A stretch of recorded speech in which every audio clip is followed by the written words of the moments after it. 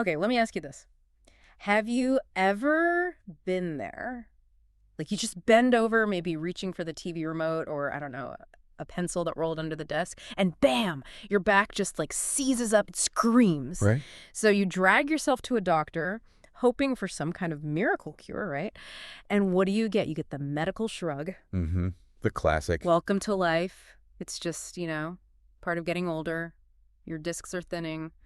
Just gotta accept it. Be careful. That feeling of helplessness. Yeah.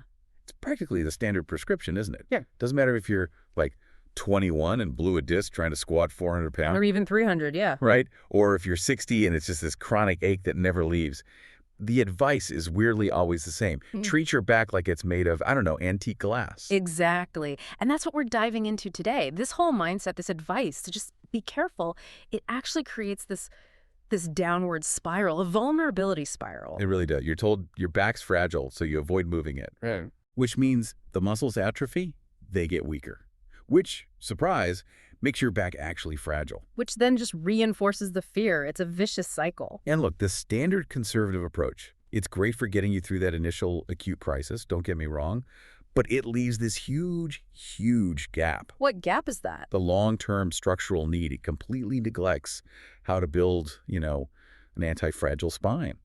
So our mission today is really to unpack why the common wisdom about core strength is paradoxically making our backs weaker. Okay, wait. So the advice meant to protect us, to save our backs. You're saying it's actually speeding up the breakdown. How does that even work? Well, it really boils down to a basic fundamental misunderstanding of anatomy. I mean, when people talk about the core, what do they picture? Abs, six-pack abs, the front, right? Exactly. Yeah. Rectus abdominis, maybe the obliques if they're feeling fancy. It's like thinking about the core of an apple, but you're only looking at the shiny skin on the front side. That's a perfect analogy because the core isn't just the front. It's a 360-degree structure. Think of it like a barrel. Okay. It's got a ceiling that's your diaphragm. It's got a floor, the pelvic floor. And critically, it has a back wall, the muscles of the lower back. The part everyone seems to forget. Consistently ignored in training. And think about it. What's the reality here? People don't usually tear their abs reaching for a pencil. They rarely injure their obliques doing everyday stuff. No, it's always the back. Almost always the direct low back. That's the weak link. That's the chink in the armor time and time again. So what exactly is back there? What are we neglecting? Well, you've got the big guys, the obvious ones, the spinal erectors. Yeah. Their job is literally to keep you upright. Right, erectors, makes sense. But then, deeper down, you have these smaller, more intricate muscles, the real engineers of spinal stability. They hug each vertebra segment by segment. These little guys, the ones nobody talks about, they provide that minute-to-minute stability. And, crucially, they're responsible for pumping blood flow and circulation to the problem areas, like the discs themselves. Wow. So the one area that actually needs to be strong, the area that gets injured, that's the exact area that standard advice tells us to basically freeze, to not touch. That's the paradox of protection right there. Oh. In the short term, avoiding direct stimulus makes sense. It helps calm down acute pain. Sure. Get you out of the fire. Exactly. But if you adopt that as a long-term strategy, if you avoid strengthening those crucial spinal muscles for years, even decades, the atrophy just accelerates the breakdown. It guarantees that the system decays, making you fragile all over again down the road. Okay, so avoidance is a trap, but jumping into heavy back training sounds like a recipe for disaster, especially if you're already in pain. There has to be another way. There is, but it requires a total mindset shift. We need to ditch the light switch thinking. Light switch. Yeah, it's either on and train hard or all off avoid completely. Yeah. We need to move towards thinking about it like turning dials. Turning dials, like adjusting the volume slowly. Precisely. It's about finding a whole spectrum of effort. Gradual, controlled, sometimes ultra-controlled effort. That makes a lot more sense. I mean, most people know what it feels like to get a pump in their bicep, right? Sure. But the low back, people get so scared, so sensitive, they have literally no idea what productive work even feels like back there. It's like the phone line's been cut. And that's step one, reestablishing that communication, getting that phone line working again. But this is critical. The pace isn't set by how strong the muscles could be. Right. It has to be set by the lowest sensitivity of the most fragile tissue involved. We call it tissue tolerance. You absolutely must train slower, more gently than you probably think you need to. Okay, tissue tolerance, not muscle strength. Got it. But you mentioned this takes time. Oh, yeah. Look, let's be realistic. For someone starting from a place of chronic pain, this isn't a quick fix. This is likely a 2-year investment. 2 years. Wow. But here's the thing. Unlike just waiting and being careful, you start getting compound interest almost immediately. You feel better, more capable, bit by bit. 2 years sounds like a commitment, definitely. But I guess compared to, 40 more years of feeling vulnerable and scared to move, it's kind of a no-brainer. Exactly. It sounds like getting out of back debt. You Yeah. have to make these tiny, consistent deposits every day. So what does that look like at the very beginning? What's the first micro deposit? Honestly, this starting point might barely look like exercise at all. It could be as simple as just holding your torso upright, maybe leaning forward just a tiny bit for, say, 30 seconds. Just holding, no movement. No movement initially, Oh. just a gentle squeeze, engaging those low back muscles very lightly. Then you stop, you assess.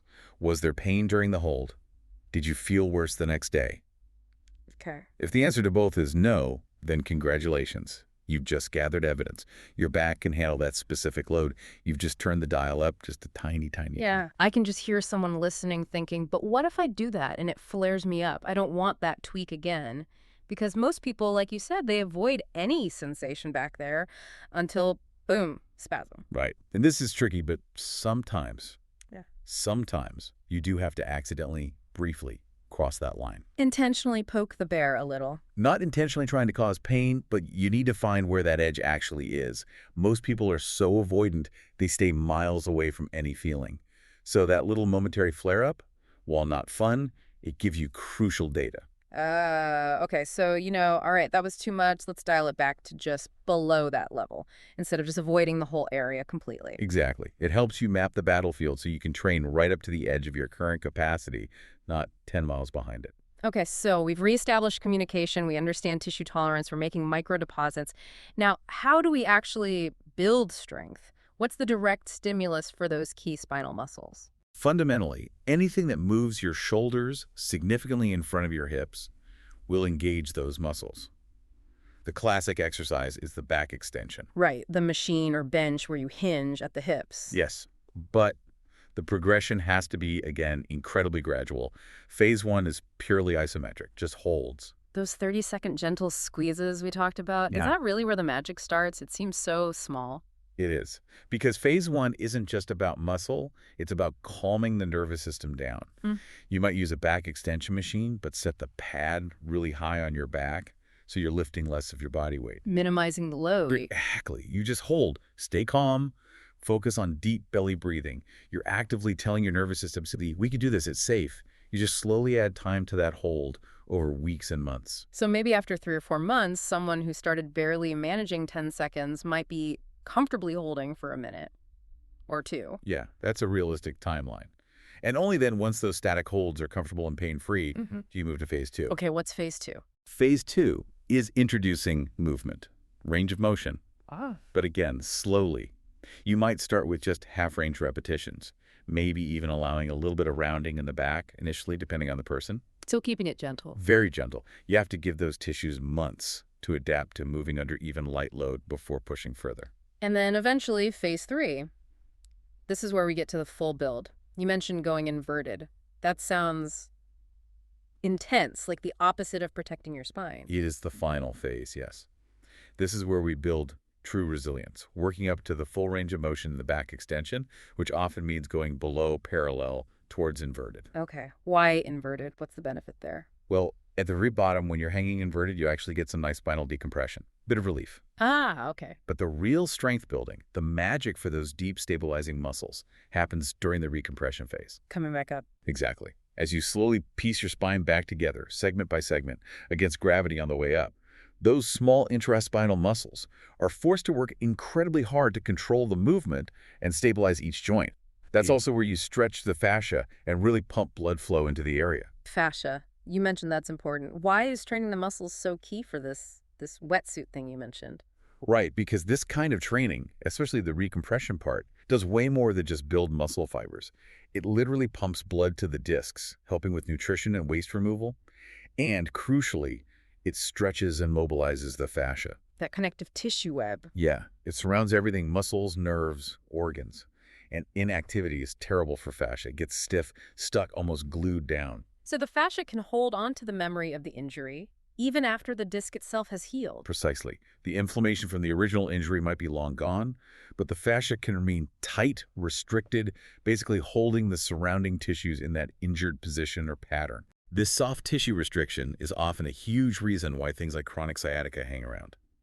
It might not be the disc still pressing on the nerve root, but the fascia is essentially shrink-wrapping the nerve, preventing it from gliding smoothly as you move. That makes so much sense. Okay, so after putting in the work potentially for those 2 years, what's the goal? What level of strength means you've successfully built that self-built back brace? For someone who wants to maintain an active lifestyle, hiking, playing with grandkids, whatever, well into their 50s, 60s, and beyond, a really solid, robust goal to shoot for is being able to do 30 repetitions of the back extension exercise using just your own body weight. 30 reps. Okay, that Right? sounds strong. It represents a level of strength and endurance in those crucial spinal support muscles that provides fantastic functional protection for everyday life and beyond. But what happens if we don't do this work? If we just follow the be careful advice and let those spinal muscles waste away? You mentioned a chain reaction, a collapse lineage. That sounds serious, like way beyond just occasional back pain. You said it could even lead to a sports hernia. Absolutely. It's a predictable pattern of compensation. The initial weakness or injury in the low back forces your body to move differently to protect it. Okay. First, you often see chronic SI joint pain develop. That's where the spine meets the pelvis. The body tries to stabilize elsewhere. This often leads to a habitual shift, like leaning slightly to one side, causing a chronic lateral hip shift. Yeah. You start using your hips unevenly. Which means one hip joint takes more load, grinding away unnaturally. Exactly. That uneven loading pattern frequently leads to hip impingement, where the ball of the femur starts grinding against the socket. And studies have actually shown a significant correlation between that kind of hip dysfunction and the final stage in this collapse, a sports hernia, which is really a tearing of the soft tissues in the lower abdomen or groin area due to chronic strain and misalignment. Wow, so it literally becomes a whole body structural breakdown.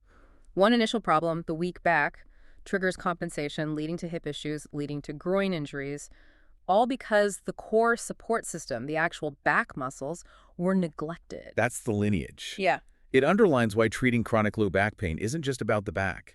It's often about addressing this secondary dysfunction caused by neglecting that crucial supportive tissue right at the center. So if the solution really is this dedicated patient 2-year process of turning those dials and rebuilding tissue tolerance, people need access to very specific guidance, right? This isn't something you can just guess at. No, absolutely not. You need detailed programming. Yeah. What's really interesting about the approach we looked into is how they make that deep-level knowledge accessible. How so? Apparently, the entire program, all the phases, the detailed instructions, it's offered through a monthly subscription, but it's set up on a pay-what-you-want model. Pay what you want. Really? Like from... Yeah, from as little as $2 a month up to $200 a month. The user decides what it's worth to them. Huh. That really flips the script on typical high-cost health information or physical therapy, doesn't it? It basically says the value is determined by the person doing the work, not by some arbitrary price tag. Exactly. It removes that initial financial barrier, but also kind of challenges you, the user, to recognize the potential value of the transformation you're aiming for. That's a fascinating model. You know, what really stands out to me from all this is that anecdote. That people who actually commit to this slow, deliberate process, strengthening their neglected spine, they often get to a point where people meeting them later have no idea they ever had a back injury. They get compliments like, wow, you must have never hurt your back. The evidence of the past problem disappears because the underlying structure has been rebuilt. So here's the final thought then. If our health, our resilience, our ability to overcome something as debilitating as chronic back pain is actually so much more in our control than we're led to believe. How much potential are we leaving on the table? How much transformation are we sacrificing just by accepting that standard advice to simply be careful? Makes you think, doesn't it?